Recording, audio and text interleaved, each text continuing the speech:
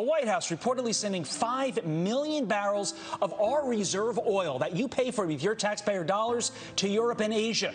President originally said that oil would be released to you to help lower the price of your gas here in America. We're banning all imports of Russian oil and gas and energy. That means Russian oil will no longer be acceptable at U.S. ports, and the American people will. Sanctions so heroically placed on Putin by the idiot West is that the ruble is at its highest level ever, and because oil prices have shot through the roof, Russia's actually arguably in some ways in better economic shape after the sanctions than they were before. And if you think a prime minister or a cabinet minister has stepped over the line, or the leader of your party is traducing the reputation of your party, then an MP in the NDP or MPs in the Liberal caucus will say, hey, Mr. Trudeau was going too far with the information legislation. He went far too far with the Emergency Act, and his attempt to put division, especially against the working class of Canadians during the trucker protest, that was most unseemly. We don't have opposition from the media in the main, and obviously with Mr. Singh guaranteeing Mr. Trudeau, that's how Mr. Trudeau could cancel Parliament for next year. This is the central dynamic of the entire political moment of our time, and I have not seen one major presence on the Canadian media scene. Sit Jagmeet Singh down 30 minutes and let's have the story.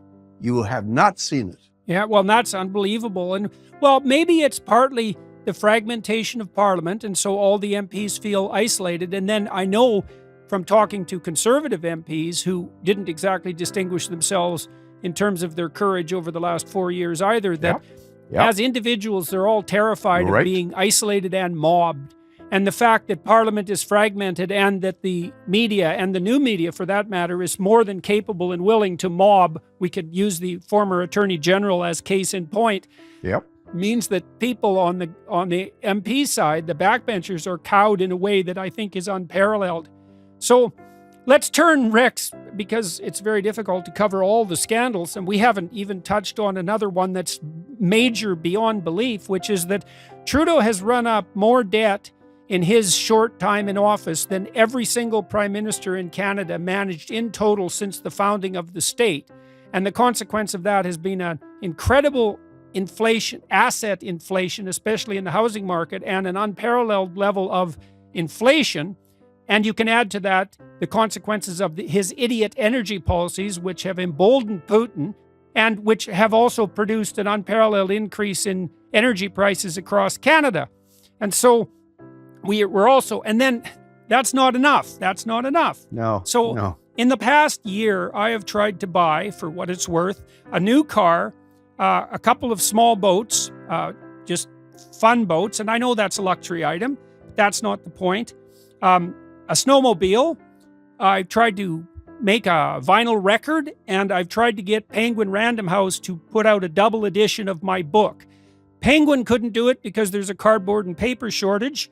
The vinyl record industry has an 8 to 12 month delay. You can't get a snowmobile, you can't get a small boat, and no one can buy a car. And the reason for that is the supply chains are so disrupted that it's cataclysmic. 1 in 5 container ships are trapped in ports at the moment because the ports can't keep up with the demand.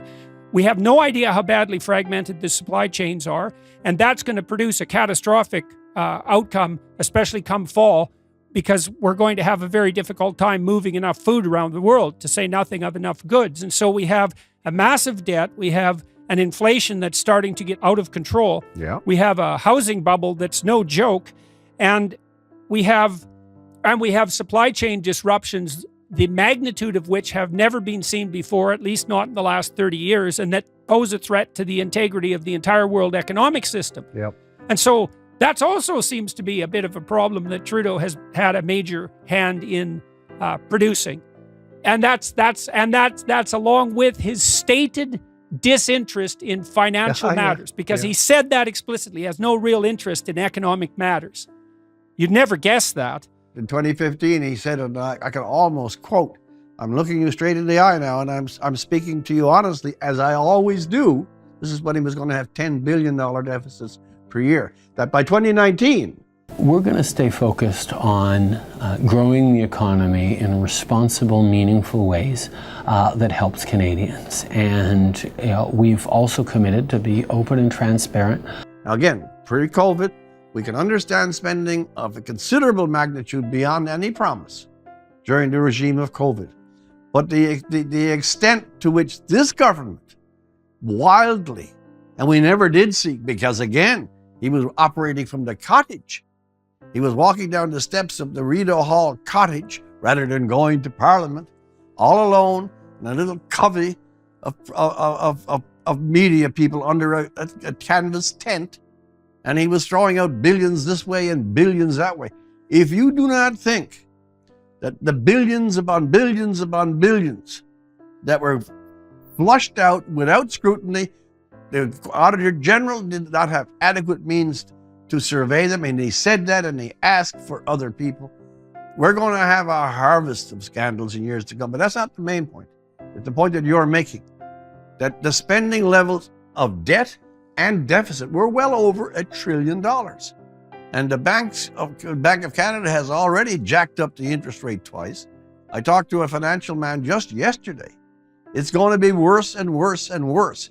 We have had a holiday from economic reason during this period, and he has overspent. Stephen Harper was correct.